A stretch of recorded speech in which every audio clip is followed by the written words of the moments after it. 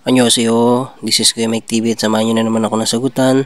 Itong EPS topic, sample exam number 699. Tara guys, samahan nyo na ako. Basahin na natin to. Let's go.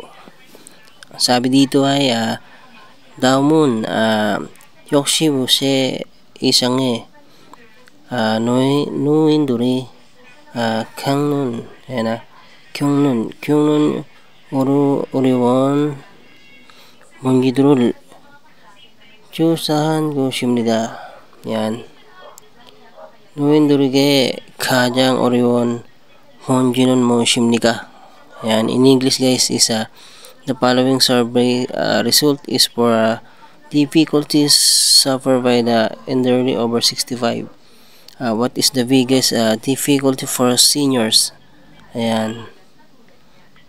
Proceed na tayo sa 4 choices guys. Si number 1 is excuse me guys. Si number 1 is si 몸이 아픈 것. In English guys is illness. Yan, dito naman tayo kaya number 2. Kaya 돈이 부족한 것.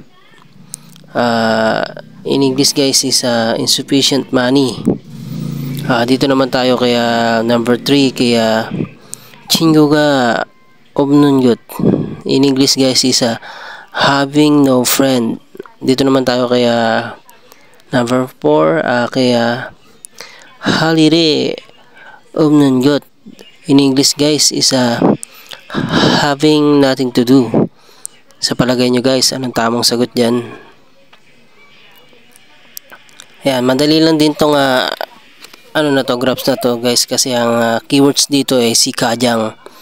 So bali hanapin mo lang yung most or yung pinaka. So ang tamang sagot yan guys is number 2. Si 돈이 부족한 것. Yan. In English insufficient money. And nilagyan ko nga pala ng green na arrow para madali nyo makita, nang sa ganun madali nyo siyang ma-memorize yung sagot niya.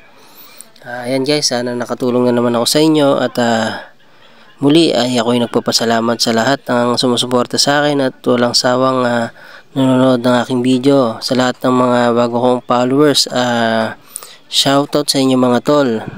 Sa lahat ng followers ko, lalating ko na shoutout sa inyo. Dahil sa inyo, nagkaroon ako ng pag-asa para maipagpatuloy itong mga ginagawa ko na tawag dito